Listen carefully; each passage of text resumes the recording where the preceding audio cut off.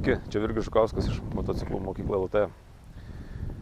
Šioje filmukų serijoje papasakosiu apie stantinio motociklo paruošimą, ko reikia, kad galim būtų su juo lėkti.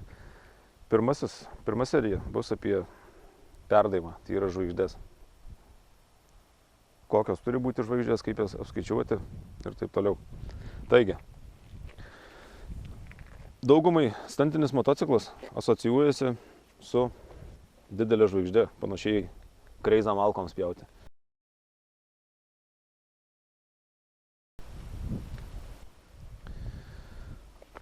Ant mano motociklo yra uždėta aliuminė didelė žvaigždė 60 dantukų. Tai čia priekį irgi pakeista -1 mažesnė. Tai standartas yra 15, o dabar 14. Man būtent su mano stiliumi tai yra pats optimaliausias perdavimas. Pats perdavimas yra skaičiuojamas skaičiais. Tarkim, galinė žvaigždė 56, priekinė 14. Tai yra galinė žvaigždė skaičių, dantų skaičių padalinti reikia iš priekinės žvaigždės skaičiaus.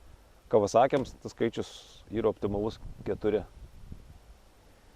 Pas mane yra kažkiek daugiau. Žvaigždės dažniausiai būna aliuminės, gali būti plieninės, ten įvairiausių išpjaustymų. Jos yra taip pat storis aktualus. Jisai priklauso irgi nuo grandinės storio, o grandinės irgi yra įvairių storių.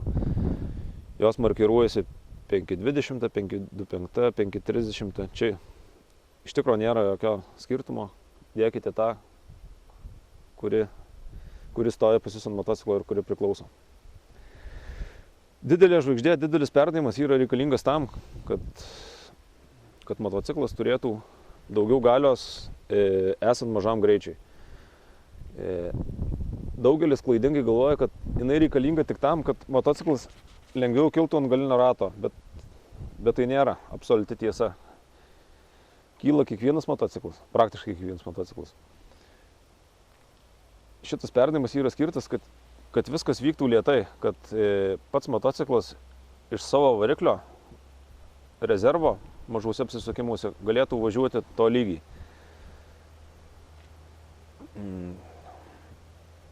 Tarkim, visi tie triukai ant galinio rato, kurie vyksta, kai daromi tie vadinami sirklai, kombo sirklai, važiavimas ratu, vyksta nedidelio greičio, ten apie 10 km/h. Kartais, jeigu greitas važiavimas kyla iki 20-30, yra vienas amerikietis, kuris gali važiuoti ant galinio rato ratu 50 mylių/h greičio. Bet čia yra unikumas. Tas žvaigždės galima užsisakyti kažkur internetinėse parduotuvėse, galima pasigaminti, galima užsisakyti motociklų mokykla LT puslapyje. Jinai praktiškai yra amžina. Ją nusiperkate, jinai nuo tokio savo didumo, pažiūrėkite, koks yra grandinės padengimas ir kokia trintis. Jinai labai tolygiai trintis įsidalina beveik po daugiau nei gal ne 2/3 žvaigždės ploto. Aš šitą žvaigždę naudoju nuo 2006 metų. Jinai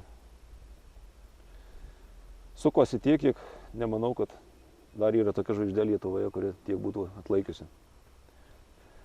Labiausiai dyla priekinė žvaigždė, kuri irgi nuo sankabos, daužymo, nuo mėtymo.